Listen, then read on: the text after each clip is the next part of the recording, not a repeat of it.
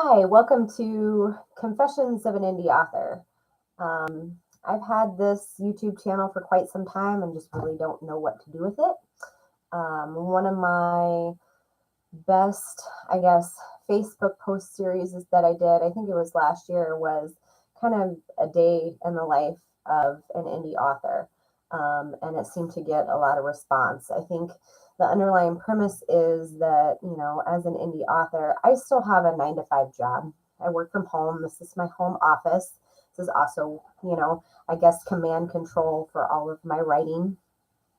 So I just wanted to kind of take the time to talk to people, and it's just kind of confessions, kind of some of the things that I'm working on, some of the frustrations that go into doing a lot of your writing, editing, marketing all on your own.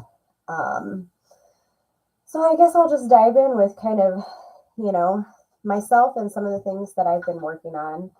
um, there is a dog, she's coming in to say hi, so this is Freya. um, So, my name is Ray Clark, and I'm a fantasy science fiction author. I am self published. A lot of what I do is in person sales. I wouldn't necessarily say that I hit it big, but I wouldn't necessarily say I'm small time. I'd say I'm somewhere in the middle.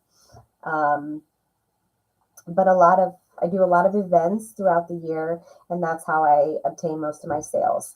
Online sales are hard. There's a big pool. You have a lot of competition out there. So if you can just do some shows and actually get in front of some people, you tend to have better luck selling books. I do several local conventions that are within an hour, 2 hours from where I live, which is in Illinois.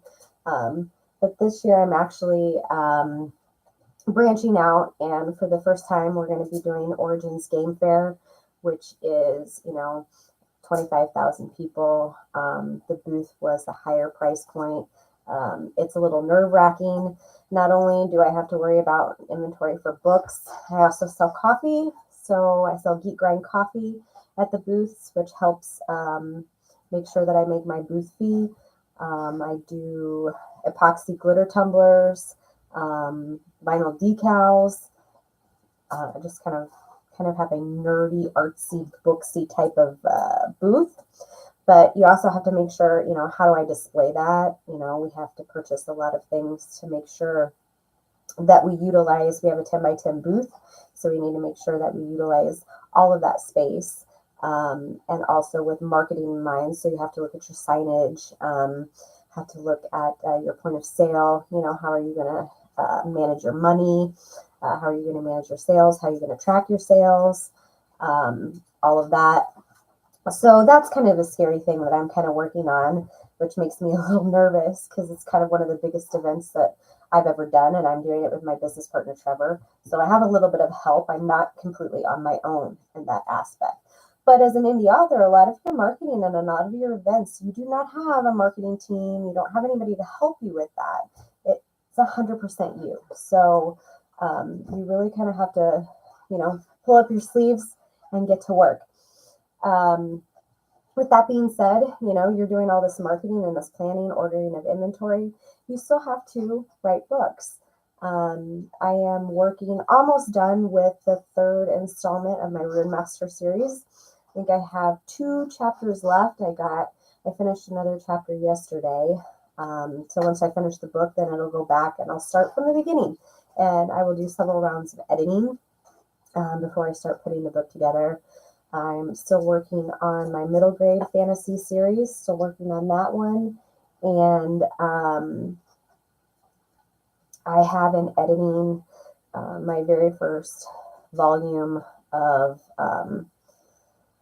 my novella for the Realm of Thrall series, which I don't know if everybody is familiar with the Realm of Thrall, but it's a project that I've committed to, which is basically, it was created by artist Rich Coons from Chicago, of Diligent Visual. He came up with this wonderful idea of realizing the traditional playing card suits as if they were individual realm or like little nations. So you have the diamonds, you have hearts, spades, and clubs.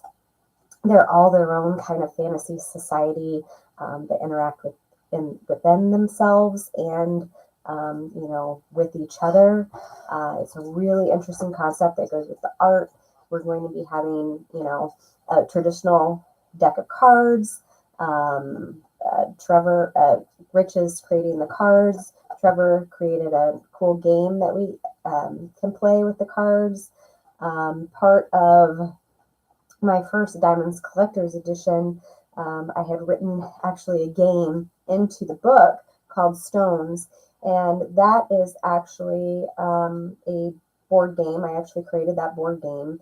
It's getting ready to launch here very, very soon at Origins, which is another, let's hope they like this or they don't.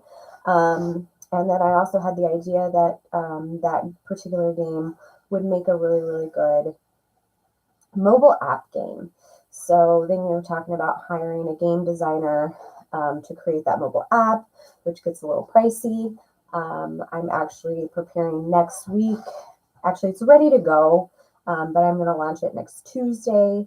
I have a Kickstarter to fund that mobile app for that game. Some really great opportunities to snag some of the art, the books. These are all signed copies, and the Stones board game as well. So just to give you an idea, all of those things juggling, I have to, then for the Kickstarter, I have to schedule my social media campaign and get that all planned. So it can get a little hairy, and it has gotten lately a little bit crazy. So I'm going to kind of share some of these opportunities with you. Hopefully I can do this weekly, just kind of a quick confession on what I'm doing or some of the struggles that I go through. Hopefully if you have any questions or comments, or you just want to know more, maybe I touched on something and you want to hear more about it, I'd be more than happy to go over it with you. But I'm going to try to do this weekly on Wednesday, hopefully Wednesday afternoon. Today kind of got away from me because my regular work got a little crazy. So look forward to seeing you next week. Bye.